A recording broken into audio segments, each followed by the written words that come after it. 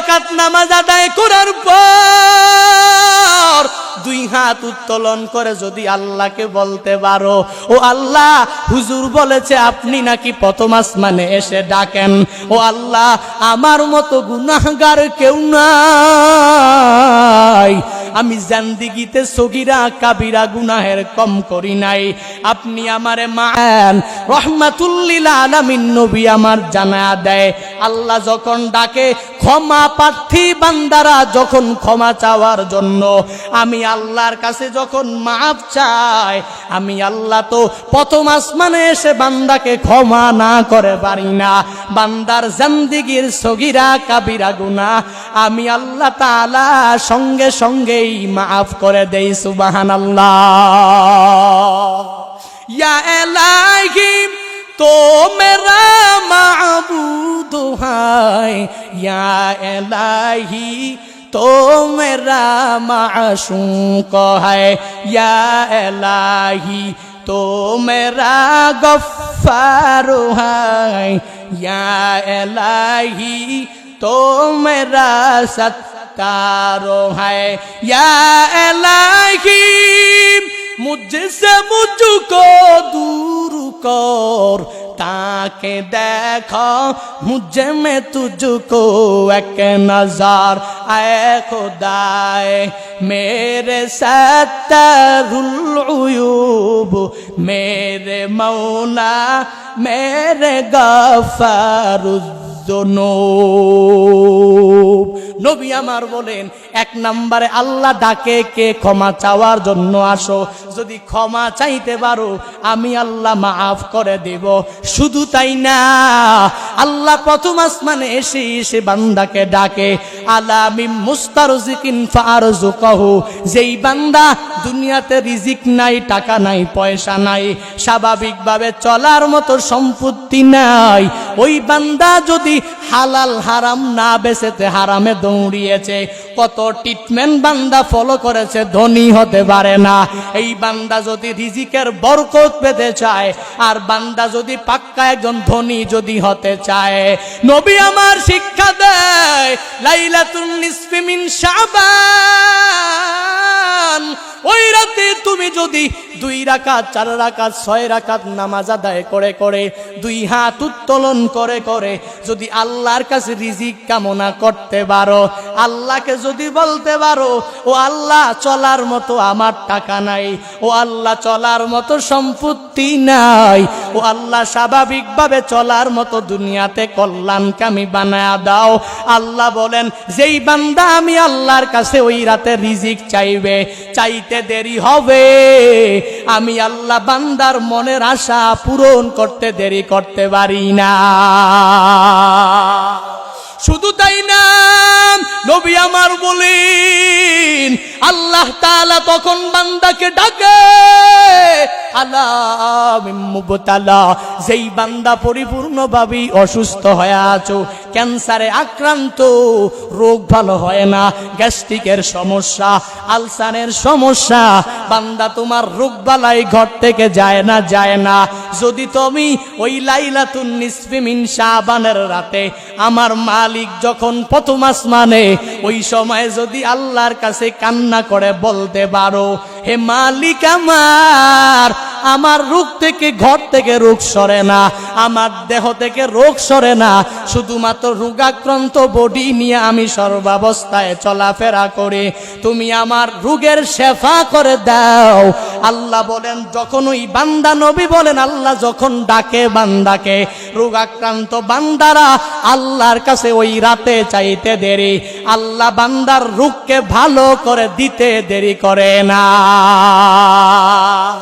আলা কাজা আলা কাজা, শুধুমাত্র যেই বান্দা গুনাহ করেছে তার জন্য না, যেই বান্দা শুধুমাত্র রিজিক চেয়েছে তার জন্য না, শুধুমাত্র যেই বান্দার রোগের জন্য মুক্তি চেয়েছে তার জন্য না, এই রকম অনুরূপ ভাবে আল্লাহ বান্দাকে ডাকে, এর বান্দা আয়, আমি মাওলার কাছে তুই কি দরকার আমি আল্লাহর কাছে বল। যদি তুই পরিপূর্ণ খুলুসিয়াত নিয়ে আমি আল্লাহর কাছে চাইতে পারো, চাইতে দেরি হবে, আমি আল্লাহ ওই রাতে ফজর পর্যন্ত দিতে দেরি করতে পারি না। হাত্তা ইয়াতলু আল ফাজার, বান্দা ফজর পর্যন্ত যখন তুমি চাইবা আল্লাহ তোমাকে দিয়া দিবে। এজন্য ওই রাতে খুশির রাত্র না, ওই রাত বান্দা তোমার নেক আমল করার রাত। আর কি নেক আমল করবা? আম্মা জান আয়েশা সিদ্দিকা রাদিয়াল্লাহু আনহা বলেন, নবী আমার যখন আমার হুজরায় প্রবেশ করার পরে, কক্ষে প্রবেশ করার পরে নবী আমার যখন তার পরিধানকৃত কাপড় খুলে ফেললেন, একটু পরে আবার পরিধান করে করে আমার ঘর থেকে বের হয়ে গেলেন। আমার হিট চলে আসলো, আমার মনে হলো অন্য কোনো স্ত্রীর ঘরে নবী গেল কিনা। আম্মা জান আয়েশা সিদ্দিকা রাদিয়াল্লাহু আনহা বলেন, আমি ঘর থেকে বের হয়ে গেলাম। ঘর থেকে বের হওয়ার পর সব সতীনদের ঘরগুলো সার্চ করে করে করে দেখলাম, কোথাও আমার নবী নাই। এবার আমার টেনশন হয়ে গেল, নবী আমার কোথায় গেল? আম্মা জান আয়েশা বলেন, আমি নবীকে তাকায়া দেখলাম, নবী আমার জান্নাতুল বাকির সামনে দাঁড়াইয়া, ওই কবরস্থানের সামনে দাঁড়াইয়া নবী আমার দুই হাত তুলে আল্লাহর কাছে বলে, হে মালিক, জান্নাতুল বাকিতে যত সাহাবী রয়েছে ও আল্লাহ তুমি এদের মাফ করে দাও। আম্মা জান আয়েশা বলেন, নবী আমার ঘর থেকে বের হয়ে জান্নাতুল বাকির সামনে যেই রাতেই গিয়েছে ওই রাতটা ছিল লাইলাতুন নিসফে মিন শাবান। এরে বান্দা, তাহলে এইটাও আমার উম্মতের জন্য শিক্ষা হতে পারে। বলে তুমি ওই রাতে মা ইন্তেকাল করেছে, বাবা মারা গিয়েছে, মাকবারার সামনে যাও, আর মাকবারার সামনে গিয়ে গিয়ে গিয়ে গিয়ে এদের জন্য তুমি দোয়া করতে পারো, এদের ক্ষমা চাইতে পারো, এদের কবর জান্নাতের বাগান হওয়ার দোয়া করতে পারো। এরে আল্লাহর বান্দা, আজকের এই মাহফিল থেকে তালিম নিয়ে নিয়ে বাড়িতে যাও।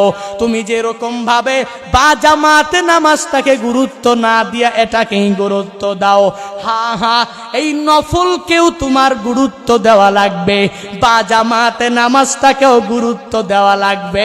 যখন যার যার জায়গায় তাকে রেখে রেখে আমল করতে পারবা, আর এই আমল করতে দেরি হবে, অন্যান্য আমলগুলো করা সহজ করে দিবেন কে? আর জোরে বলেন কে? ইন্নাস সালাতা তানহা আনিল ফাহশাই ওয়াল মুনকার ওয়ালাযিকরুল্লাহি আকবার ওয়াল্লাহু ইয়ালামু মা তাসনাউন।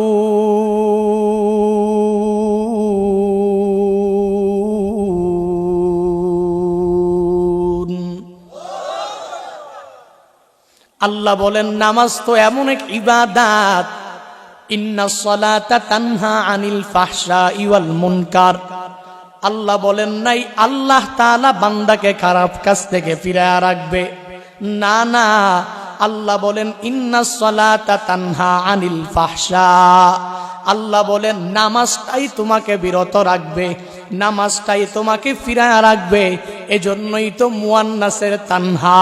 আল্লাহ এনে এনে বান্দাকে জানায়া দিলেন, আমি আল্লাহ নিজে তোমাকে বাধা দিব না, আমি আল্লাহ তোমাকে নিজে খারাপ কাজ থেকে ফিরায়া রাখবো না।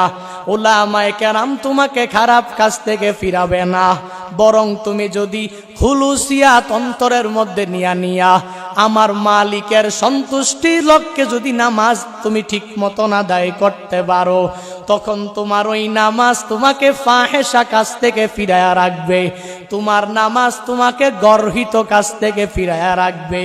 এখন যদি কোনো আল্লাহর বান্দার মনের মধ্যে প্রশ্ন জাগে, হুজুর আমি তাকায়া তাকায়া দেখলাম আমার এলাকায় সমাজে এমন অনেক ব্যক্তি আছে নামাজ পড়ার পরে আবার চুরি করে, নামাজ পড়ার পরে আবার ডাকাতি সন্ত্রাসগিরির মধ্যে লিপ্ত হয়ে যায়, নামাজ পড়ে আবার হালাল উপার্জন করে না, সুদ ঘুষের লেনদেন করে। নামাজ পড়ে পাগড়ি পরে পরে চলাফেরা করে, তবুও মিথ্যা বাদ দেয় না, ওয়াদা করে, ওয়াদা খেলাপ করে। তাহলে হুজুর আপনি যে বললেন নামাজটা তাকে খারাপ কাজ থেকে ফিরায়া রাখে, এই নামাজ তাকে মুনকার গর্হিত কাজ থেকে ফিরায়া রাখে, কেমন জানি হয়ে গেল না? আপনি যে আয়াত বললেন তাহলে তো বান্দার উপরে প্রভাব পড়ছে না। এরে বান্দা, দুনিয়ার কোনো মানুষের প্রশ্ন যদি কোনো উলামায়ে কেরামের কাছে হয়, শুধুমাত্র দুনিয়ার মানুষ তো না, সাহাবায়ে কেরামও আমার নবীকে এই প্রশ্ন করেছে। আমার রব নবীর উপরে যখন এই আয়াতটা নাজিল করে জানায়া দিলেন, ও পয়গম্বর আমার, আপনি আপনার উম্মতদেরকে এটাই বলেন, নামাজটা তাকে খারাপ কাজ থেকে ফিরায়া রাখবে, নামাজটা তাকে গর্হিত কাজ থেকে ফিরায়া রাখবে। এবার সাহাবায়ে কেরাম এসে এসে নবীর কাছে জানতে চায়, কই নবী, একজন তো নামাজ পড়ে আবার নেফাকি করে, আবার নামাজ পড়ে খারাপ কাজে লিপ্ত হয়ে যায়, তার নামাজ তো তাকে খারাপ কাজ থেকে ফিরায়া রাখতে পারে না। নবী আমার বলেন, মাল্লাম তানহাহু সালাতুহু আনিল ফাহশাই ওয়াল মুনকার ফালা সালাতা লাহু। নবী বলেন, যার নামাজ যাকে খারাপ কাজ থেকে ফিরায়া রাখতে পারে না, গর্হিত কাজ থেকে যাকে ফিরায়া রাখতে পারে না, নামাজ পড়ে তবুও নামাজটা তাকে খারাপ কাজ থেকে বিরত রাখে না, তার নামাজ তো এমন নামাজ, এই নামাজ প্রথম আসমানের নিচেই থাকে, আর সে আজিম পর্যন্ত নামাজ পৌঁছে না। কারণটা কি জানো? বান্দা তো নামাজ পড়ে, আমি নামাজ পড়লে আমার ইমাম সাহেব আমাকে ভালো বলবে। নামাজ পড়ে কেন জানো? আমার বক্তা সাহেব দেখলে আমারে ভালো বলবে। নামাজ কেন পড়ে জানো? আমার খতিব সাহেব আমাকে দেখলে মুসল্লি বলবে। নামাজ কেন পড়ে জানো? বলে আমার আব্বা আম্মা আমাকে ভালো সন্তান বলে পরিচয় দিবে। নামাজ কেন পড়ে জানো? বলে আমার মাদ্রাসার মুহতামিম সাহেব দেখলে আমাকে ভালো বলবে। নামাজ কেন পড়ে জানো? বলে মানুষের সন্তুষ্টি আর বাহবা থ্যাংক ইউ পাওয়ার জন্য। এই বান্দা নামাজ পড়ে, রোজা রাখে, নেক আমল করে, অথচ আল্লাহর গোলাম আমার মালিকের সন্তুষ্টির জন্য নামাজে যেতে পারে না। যার দরুন বান্দা যতই নামাজ পড়ে, নামাজ তাকে খারাপ কাজ থেকে ফিরায় না। কারণটা কি জানো? এই বান্দা তো নামাজ পড়ে মানুষকে দেখানোর জন্য, আর এই লোক দেখানো নামাজ তো ফাহেসা কাজ থেকে ফিরাবে না, গর্হিত কাজ থেকে ফিরাবে না। বান্দা যখন আমার মালিকের সন্তুষ্টি পাওয়ার জন্য হৃদয়ে মাওলা খুলুসিয়াত নিয়া নিয়া নামাজের মুসল্লায় দাঁড়ায়া যাবে, রমাদানের 30টা রোজা বান্দা যখন ঠিক মতন রাখবে, তখন নামাজ পড়ার পর এই বান্দা চুরি করতে পারে না, ওই নামাজ পড়ার পরে বান্দা ডাকাতি করতে পারে না, ওই নামাজ পড়ার পরে বান্দা হারাম কাজে লিপ্ত হতে পারে না, ওই নামাজ পড়ার পরে বান্দা সুদ আর ঘুষের লেনদেন করতে পারে না। যখন ওই বান্দা খারাপ কাজে লিপ্ত হওয়ার জন্য যাবে, তখন ওই মনে চলে আসবে, আমি তো এমন এক পাক্কা মুসল্লি, আমি তো 5 ওয়াক্ত নামাজ বা জামাতে আদায় করি, আমি নামাজ পড়ার পরে আমার দ্বারা চুরি সম্ভব না, আমি নামাজ পড়ার পরে আমার দ্বারা খারাপ কাজ সম্ভব না। এভাবে 1টা 2টা 3টা 5টা সারতে সারতে এই বান্দার দ্বারা আর গুনাহ সংগঠিত হবে না। বান্দা যখন আমার মালিকের হৃদয়ে মাওলা আমার মালিকের সন্তুষ্টি পাওয়ার জন্য সামনের রমাদানের 30টা রোজা যখন বান্দা রাখবে, সাহারি আর ইফতার আর আউয়াবিন ইশরাক যা কিছুই বান্দা পড়বে না কেন, তারাউহের যখন 20 রাকাত নামাজ বান্দা শুধুমাত্র আল্লাহকে দেখার জন্য, আল্লাহর সন্তুষ্টি পাওয়ার জন্য বান্দা যখন এই নেক আমলগুলো চালু করে দিবে, অন্যান্য আমল করাও বান্দার জন্য সহজ হয়ে যাবে। আবার এই বান্দাই নেক আমল করার পরে নেক আমল তাকে খারাপ কাজ থেকে ফিরায়া রাখবে। এখন তো আমি 1 নম্বরে বুঝে নিলাম, বা জামাতে নামাজ পড়লে আমার নামাজ আমাকে খারাপ কাজ থেকে ফিরায়া রাখবে, অন্যান্য আমলগুলো করা আমার জন্য আসান হয়ে যাবে, অন্যান্য আমল করা আমার জন্য সহজ হয়ে যাবে। এবার আমি আমার নামাজকে কিভাবে স্ট্যান্ডার্ড নামাজ করব, আমি আমার নামাজকে কিভাবে হাই লেভেলের নামাজে পরিণত করব, কেমনে করবা জানো? ঘরের মধ্যে একা একা নামাজ পড়ার মাধ্যমেই হাই স্ট্যান্ডার্ড লেভেলের নামাজ হবে না, বরং বা জামাতে নামাজে যাও। ইমাম সাহেবের পিছনে যখন তুমি নামাজটাকে কায়েম করবা, মানে বা জামাতে আদায় করবা, তখনই তো হাই লেভেলের নামাজ হবে, তখনই তো স্ট্যান্ডার্ড লেভেলের নামাজ তোমার হয়ে যাবে। আর ওই নামাজ পড়ার পরে তুমি তো সুন্নত ছাড়তে পারবা না। ওই মসজিদে নামাজ পড়ার পর তোমার দ্বারা নফল ছাড়া সম্ভব হবে না। ঘরের মধ্যে বসে বসে একা একা দেখবেন যেই বান্দাই নামাজ আদায় করে, চিন্তা ভাবনা করে আজকে ফজরের নামাজ পড়ি, কালকে আমি জামাতে যাব। এভাবে একদিন ফজর পড়েছে বাসায়, আগামী দিন জুহর পড়েছে বাসায়, তারপরের দিন আসর মাগরিব এশা পড়েছে বাসায়। এভাবে আস্তে আস্তে বান্দার প্রতি মসজিদের মহাব্বতটা বান্দার থেকে দূরে সরে যায়। এক পর্যায়ে এমন হয়ে যায় এই বান্দা যে নামাজ বা জামাতে না পড়ে ঘরের মধ্যে গুরুত্ব দিয়াই পড়ে। আস্তে আস্তে বলে আমি এবার থেকে ফরজ পড়ব, সুন্নত পড়ব না। আস্তে আস্তে সুন্নত বাদ দিয়া দেয়, আস্তে আস্তে নফলটাও বান্দা বাদ দিয়া দেয়। এক পর্যায়ে বা জামাতে যখন বান্দা নামাজ পড়াটাকে গুরুত্ব না দিয়া ঘরে বসে বসে একা একা নামাজ আদায় করে, এক পর্যায়ে এই বান্দা সুন্নত নফল বাদ দিয়া নামাজের মহব্বত অন্তর থেকে দূরে সরে যায়, ঠিক কিনা? এজন্য তো বলি নামাজে বা জামাতে যাও, স্ট্যান্ডার্ড লেভেলের নামাজ তুমি বানাইতে যদি চাও তাহলে মসজিদে গিয়া গিয়া ফরজ বিধান ওই নামাজগুলো আদায় করো। অথচ বান্দা, আমাদের আল্লাহর বান্দারা, আমাদের জাতি ভাইরা, মুসলমানের একটা টিম যারা আছে, এই আল্লাহর বান্দা বা জামাতে ফরজ আদায় করে না, বা জামাতে ফজরও পড়ে না, জোহরও পড়ে না, আসর মাগরিব এশাও যায় না, সাপ্তাহিক জুমায়ের নামাজ আদায় করে। আবার সামনে আসতেছে লাইলাতুন নিসফি মিন শাবান, ওই শাবান মাসের 14 তারিখের দিবাগত রাতে আল্লাহর বান্দা ওই শবে বরাতের রাতের নফল নামাজ আদায় করার জন্য ফজর পড়ে নাই, জোহর খবর নাই, মাগরিব থেকে নিয়ে সারা রাত মসজিদে গিয়া নফল পড়ার জন্য ওই মসজিদে ইমাম সাহেবের কাছে যাই না নামাজ পড়তে যায়। লাইলাতুন নিসফি মিন শাবান এই নামাজ পড়ে, বাকি সময় বান্দাকে বা জামাতে আসরেও দেখা যায় না, আছে না? না নাম।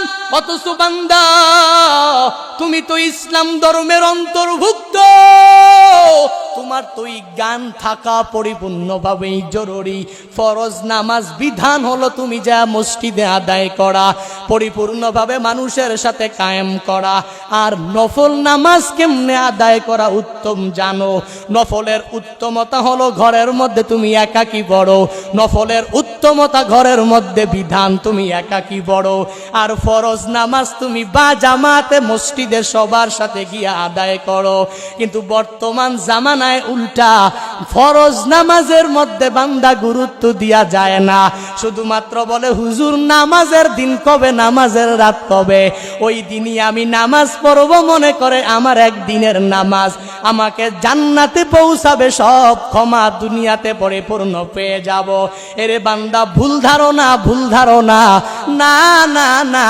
তোমার এই নফল নামাজ তুমি যদি 1 রাত না, 2 রাত না, 3 রাত না, যদি 100 বছরও আদায় করো, একবার যদি বা জামাতের ফজরের নামাজটা, ওই ফরজ নামাজ ইচ্ছা করে কাজা করে তুমি দিয়েছো, খোদার কসম করে বলি তোমার ওই 1 ওয়াক্ত ফজরের ফরজ নামাজের কাজা এই নফল দ্বারাও তোমাকে পরিপূর্ণ করতে পারবে না। এজন্য আজকের এই মাহফিল থেকে তালিম নিয়ে বাড়িতে যাও। বলে আমি ইসলাম ধর্মের অন্তর্ভুক্ত, ইসলাম জানাটা আমার জরুরি। কেমন জানো? বলে বললাম তো ফরজ নামাজটা সবাই পড়বে আর নফল নামাজটা একাকী পড়বে। কেন জানো?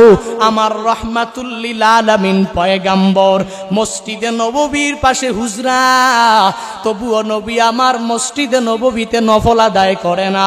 হুজরা মুবারাকে গিয়া গিয়া কেন নফল আদায় করে? বলে নবীর পক্ষ থেকে উম্মতে কামেলার জন্য শিক্ষা, ফরজটা বা জামাতে আদায় করো আর নফলটা তুমি ঘরে গিয়া আদায় করো। এজন্য তো নবী বলেন সল্লু ফি বুয়ুতিকুম ওয়ালা তাত্তাখিযুহা কুবুরা। তোমরা তোমাদের ঘরকে কবরে পরিণত করো না, ঘরের মধ্যে নামাজ আদায় করো, ঘরে নফলগুলো আদায় করো। কবরে নামাজ হয় না, কবরে কোনো তাহাজ্জুদ ইশরাকাও আবিন হয় না। তুমি তোমার ঘরটাকে ওই রকম কবরের মতো পরিণত করো না, বরং বান্দা তুমি ফরজগুলো যখন আদায় করবা মসজিদে, নফলগুলো যখন ঘরে আদায় করবা, তোমার স্ত্রী নামাজ পড়লো কি পড়লো না খবর নিতে পারবা। তোমার ছেলেটা নামাজ পড়লো কি পড়লো না খবর নিতে পারবা। তোমার মেয়েটা নামাজ পড়লো কি পড়লো না খবর নিতে পারবা। অথচ তোমার খবর নাই, একা একা জান্নাতি হওয়ার জন্য মসজিদে দৌড়াইলা। স্ত্রীও নামাজ পড়ে না, ছেলেটাও মসজিদে কোনো সময়ে যায় না, মেয়েটাও নামাজের মুসল্লায় দাঁড়ায় না। আবার দাবি করো আমি মুসলমান হয়ে একা একা জান্নাতে চলে যাব। না না না, কুল্লুকুম রাইন ওয়া কুল্লুকুম মাসউলুন আন রায়াতিহি।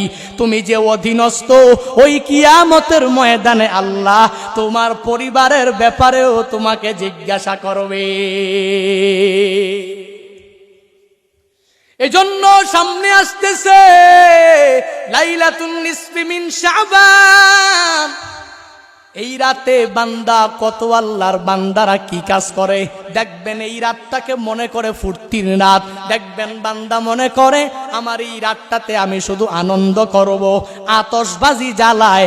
এই বান্দা বাজি টাজি নিয়া কত আনন্দ করে, আর মনে করে আমার এই রাতটা আমার জন্য খুশির রাত, আর মনে করে আমার এই রাতটা আমার জন্য আনন্দের রাত। এরে বান্দা না না, আবার কত আল্লাহর বান্দারা হুজুরকে দাওয়াত দিয়া বলে মুরগি পোলাও রুটি না বানাইলে আমারই লাইলাতুন নিসফি মিন শাবান পালন হবে না। এলাকার ইমাম সাহেব ফজরের সময়ে নামাজ পড়ে সালাম ফিরিয়েছে। আল্লাহর বান্দা হুজুরের কাছে যাইয়া হুজুরকে বলে হুজুর আমার ওয়াইফের সাথে ফজরের পরে বিশাল ঝগড়া, কারণটা কি? মুসল্লি হুজুরকে বলে হুজুর আমার স্ত্রী আমাকে বলে আজকে এত একটা সুন্দর দিন সামনে, সুন্দর রাত, আমার ঘরে মুরগ নাই, মুরগি নাই, রান্নার জন্য কিছুই নাই, আমি কুরমা পোলাও বানাতে পারবো না, তাহলে কি সবে বরাতের রাত সুন্দরভাবে পালন হবে? তুমি মুরগ আনো না, ভালো খাবার আজকে পাকাইতে পারবো না। হুজুর তো বলে না না, এই রাত তো তোমার আনন্দের জন্য না, এই রাত তোমার খাওয়া দাওয়ার জন্য না, এই রাত তো তোমার আতশবাজি জ্বালানোর জন্য না, বরং কেন জানো? রহমাতুল লিল আলামিন তো জানা দেয় ইজা কানাত লাইলাতুন নিসফি মিন শাবান ফাকুমু লাইলাহা ওয়াসুমু নাহারাহা ফাইন্নাল্লাহা তাআলা ইয়ানজিলু ফিহা লিগুরুবিশ শামসি ইলাস সামাঈদ দুনিয়া ফায়াকুলু আলা মিন মুস্তাগফিরিন ফাআগফিরালা আলা মিন মুস্তারজিকিন ফাআরযুকাহু আলা মিন মুবতালা ফাউয়াফিয়াহু ফি আলা কাযা হাত্তা ইয়াতলু আল ফাজার। নবী আমার বলেন, উম্মতের দল, তোমার সামনে যখন শাবানের 14 তারিখের দিবাগত রাত্র চলে আসবে, ওই সময়ে তুমি কি করবা জানো? কুমু লাইলাহা ওয়াসুমু নাহারাহা, রাতের বেলা নামাজে দাঁড়ায় যাও আর দিনের বেলা তুমি রোজা রাখো। রাতে কেন নামাজ আদায় করবা? কেন জানো ফাইন্নাল্লাহা ইয়ানজিলু ফিহা লিগুরুবিশ শামসি ইলাস সামাঈদ দুনিয়া। ওই রাতে আল্লাহ প্রথম আসমানে এসে বান্দার কাছে বলে, ফায়াকুলু আলা মিন মুস্তাগফিরিন ফাআগফিরালা, আমার কোন বান্দা এমন আছো আমি আল্লাহ তাআলার ক্ষমা পাওয়ার জন্য দৌড়াও। দুনিয়াতে এমন কোনো বান্দা নাই যেই বান্দা গুনাহ মুক্ত জিন্দেগি গঠন করতে চায় না। দুনিয়াতে এমন কোনো বান্দা নাই যেই বান্দা গুনাহ মুক্ত জিন্দেগি নিয়ে জান্নাতে যেতে চায় না। রহমাতুল্লিল আলামিন বলেন, আসমান থেকে জমিন পর্যন্ত যত খালি জায়গা আছে, ওই খালি জায়গা কোনো এক আল্লাহর বান্দা ধনী যদি পিওর স্বর্ণ দিয়া, খাঁটি স্বর্ণ দিয়া ভরাট করে আল্লাহর রাস্তায় যদি দান করে দেয়, ওই বান্দার আমল নামার মধ্যে যেই সওয়াব জড়ো হবে, একবার সুবহানাল্লাহ বলনেওয়ালা, একবার আলহামদুলিল্লাহ বলনেওয়ালা, একবার আল্লাহু আকবার বলনেওয়ালার আমল নামায় তার সমপরিমাণ সওয়াব আল্লাহ দিয়া দিবে। প্রয়োজনীয় কথা 1 নাম্বার, বান্দা যখন সুবহানাল্লাহর আওয়াজ দিবে তখন তো বান্দার এটা প্রয়োজনীয় কথা হয়ে যাবে, এটা অপ্রয়োজনীয় কথা না। এই বান্দা বক্তা সাহেব 1.5 ঘন্টা 2 ঘন্টা কথা বলে, গুনাহের কথা বলে না, বরং ভালো ভালো দিক নির্দেশনামূলক কিস্সা কাহিনী না, হাসাহাসি না, বরং নেক আমলের কথাগুলো উম্মাহকে জানায়া দেয়। এই জন্য তো সুন্দরভাবে জানায়া দেয় বলেই বান্দার এটা প্রয়োজনীয় কথা। প্রয়োজনীয় কথা 2 নাম্বার, এই বান্দার প্রয়োজনীয় কথা যা না বললে গুনাহ হবে। মান রাআ মিনকুম মুনকারান ফালিয়ুগাইয়িরহু বিয়াদিহি ফাইল্লাম ইয়াস্তাতি' ফাবিলিসানিহি ফাইল্লাম ইয়াস্তাতি' ফাবিকলবিহি ওয়া যালিকা আদআফুল ঈমান। এখন যদি কেউ বলে হুজুর বলেছে চুপ থাকলে মুক্তি পেয়ে যাব, আমার সামনে যদি কেউ খারাপ কাজ করে আমি মুখ দিয়াও বাধা দেব না, হাত দিয়াও বাধা দিব না, কারণ চুপ থাকলে মুক্তি পেয়ে জান্নাতে যেতে পারবো না। না, যেই কথা বললে সওয়াব ওইটা তো প্রয়োজনীয় কথা, যেই কথা না বললে গুনাহ হবে ওইটা তো বান্দা তোমার প্রয়োজনীয় কথা বলাই লাগবে। 3 নাম্বার প্রয়োজনীয় কথা হলো, ব্যবসায়ী আল্লাহর বান্দারা তেলের দাম এত বেশি, সোয়াবিন তেল ক্রয় করার জন্য ক্রেতা যখন এসেছে, ব্যবসায়ী যখন যদি চিন্তা ভাবনা করে, হুজুর বলে দিয়েছে চুপ থাকলে মুক্তি পেয়ে যাব, জান্নাতে যেতে পারবো, আগে ছিল 100 হয়ে গেল 200, আমি ক্রয় করলাম 200 দিয়া, আমার ক্রেতা আমার 5 লিটার তেল নিয়ে টাকা দিয়া গেল 500, আমি কোনো কিছুই বলবো না, চুপ থাকলেই তো মুক্তি পেয়ে যাব। এর বান্দা ওই সময় তো চুপ থাকলে ব্যবসায় লাল বাতি জ্বলবে, ঠিক কিনা? না, এটা তোমার প্রয়োজনীয় কথা বলো। এই প্রয়োজনীয় কথা 3 প্রকার। 1 নম্বরে যেটা বললে সওয়াব, যেটা না বললে গুনাহ, আর যেটা তোমার প্রয়োজনের খাতিরে, ব্যবসার ক্ষেত্রে, চাকরির ক্ষেত্রে, যেই ভালো ভালো চাকরির ক্ষেত্রে হোক না কেন, জীবিকা নির্বাহের যেই মাধ্যমটাই তোমার আছে, ওই মাধ্যমে যখন তুমি বসবা তখন ওই জীবিকা নির্বাহ করার সময় কিছু কথা তোমার বলা লাগবে। এই 3 প্রকারের কথা বান্দা বলো, অসুবিধা নাই, তবে অপ্রয়োজনীয় কথা, মিথ্যা বলা, গীবত করা, বক্তাকে গালিগালাজ করা, বক্তার দুশনিয়া ঘোরাঘুরি করা, ইমাম খতিব হুজুরের দুশনিয়া একজনের তার একজনের কাছে লাগানো, মেম্বার চেয়ারম্যান এমপির দুশগুলা শুধু মানুষের কাছে বলে বলে বেড়ানো, এটা প্রয়োজনীয় কথা হতে পারে না, এটা অপ্রয়োজনীয় কথা। কোনো মুমিনে কামেল অপ্রয়োজনীয় কথা বলতে পারে না, ঠিক কিনা?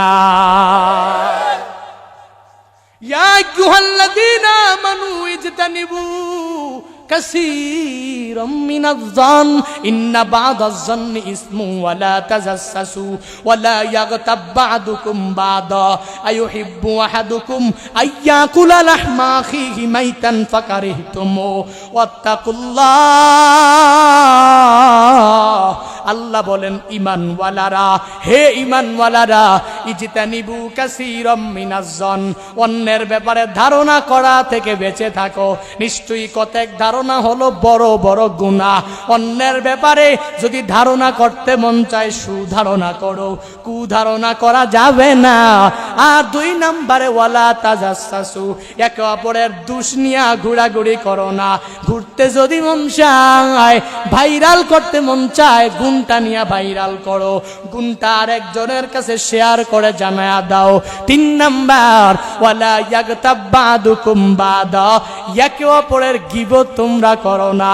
আল্লাহ প্রশ্ন করে হামজায়ে ইস্তেফহাম দ্বারা আইয়ুহিব্বু আহাদুকুম, তোমাদের কেউ কি পছন্দ করবে আইয়াকুলা লাহমা আখিহি মাইতান, তোমাদের মধ্য থেকে কেউ তার মৃত ভাইয়ের গোশত খাইতে কি পছন্দ করবে? বলে না না। ফাকারিহতুমু, আল্লাহ তো বান্দাকে বানিয়েছে, এই বান্দার খালিক তো আমার আল্লাহ। আল্লাহ তো জানে এই বান্দা কি তার মৃত ভাইয়ের গোশত খাইতে পছন্দ করবে নাকি অপছন্দ করবে। এজন্য আল্লাহ নিজেই বলেন ফাকারিহতুমু, তোমরা তোমাদের মধ্যকার কেউ মৃত ভাইয়ের গোশত খাইতে পছন্দ করবে না, অথচ গীবত করো। এর পরিণাম কি জানো?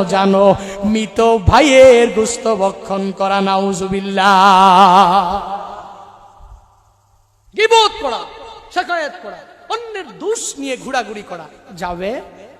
অন্যের ব্যাপারে কুধারণা করা যাবে? আল্লাহ আমাদের হেফাজত করুন। পড়ে না আমিন? কম কথা বলবো, কম মেলামেশা করব, প্রয়োজনীয় কথা বলবো, অপ্রয়োজনীয় কথা থেকে নিজেকে বাঁচায় রাখবো। নবী তো বলেন, 2 চোয়ালের মধ্যবর্তী স্থান জিহ্বা, 2 রানের মধ্যবর্তী স্থান লজ্জা স্থান। এই 2 জিনিসের হেফাজত যে আমার উম্মত করতে পারবে, আজমান লাহুল জান্নাহ। নবী বলেন, আমি নিজে তার জান্নাতের জিম্মাদারি নিয়ে নিব। হায় হায়, দামি কথা না কম দামি কথা? নবী জান্নাতের জিম্মাদারি নিয়ে নিবে। এজন্য সাবধান, নিজের 2 চোয়ালের মধ্যবর্তী স্থানে জিহ্বা দিয়া যখন যেটা বলার দরকার তখনই বলে দিলাম। একজনের ব্যাপারে শুধু ধারণা করলাম, একজনকে গালিগালাজ করলাম, চাইলাম, হাসতে হাসতে মিথ্যা বললাম না। এগুলো করা যাবে? পারবেন তো ইনশাআল্লাহ? আল্লাহ তাআলা আমাদের তৌফিক দান করুন। 4 নাম্বার আমল মুহাসাবা আর মুরাকাবা। বিশাল এক বয়ান, শেষ করতে পারবো না, শেষ করে দিই খুব দ্রুত। মুহাসাবা মুরাকাবা, এই আমল আমি কেমনে করব? বলে আমার একটা চিন্তা ব্রেনে ঢুকানো লাগবে, চিন্তা অন্তরে ঢুকানো লাগবে। আমি হিসাব আল্লাহর কাছে দিয়া জান্নাতে যেতে পারবো কিনা, আমার নামাজ কবুল হয় কিনা, আমার রোজা কবুল হয় কিনা, হায় হায় নেক আমল যে করলাম কবুল হলো কিনা, রোজা রাখলাম কবুল হলো কিনা, এই চিন্তা ঢুকানো লাগবে। 5 নাম্বার আমল হলো, জিন্দেগিতে নামাজ বাদ দিয়েছি, রোজা বাদ দিয়েছি, অনেক মিথ্যা কথা বলেছি, গীবত করেছি, অনেক পর নিন্দা করেছি, খারাপ কাজ করে ফেলেছি, আল্লাহকে ভয় করে এসে 5 নাম্বার আমল পথ খোলা তাওবার রাস্তার ইস্তিগফার। যদি বান্দা এই আমল যদি ঠিক মতন করতে পারো, তাহলে অতীতের জিন্দেগির গুনাহ আল্লাহ তাআলা ক্ষমা করে দিবে। এই 5টি আমল যদি করতে পারেন, অন্যান্য আমলগুলো করাও আপনার জন্য খুব সহজ হয়ে যাবে। কারণ নামাজ আপনি পড়লে খারাপ কাজ করতে পারলেন না, খারাপ কাজের দিকটা আস্তে আস্তে আস্তে আস্তে দূর হয়ে যাবে। সগীরা গুনাহ কাবিরা গুনাহের প্রতি একটা ঘৃণা সৃষ্টি হয়ে যাবে। তারপর আস্তে আস্তে নামাজ পড়লেন, একটু নেক আমল করলেন, আগে ফরজ পড়লেন, সুন্নত পড়লেন, তারপর তাহাজ্জুদ, তারপর ইশরাক, তারপর আউয়াবিন। হায় হায়, নামাজের মজা, রোজার মজা, নেক আমলের মজা এমনিতেই আমার অন্তরের মধ্যে আল্লাহ তাআলা ঢুকিয়ে দিবে। আল্লাহ এই মৌলভীবাজার রাজনগরের এই মুসলমানদেরকে এই আমলগুলো করে করে করে করে জান্নাতি না বানায়া আপনি কবরে নিয়েন না। পড়ে না।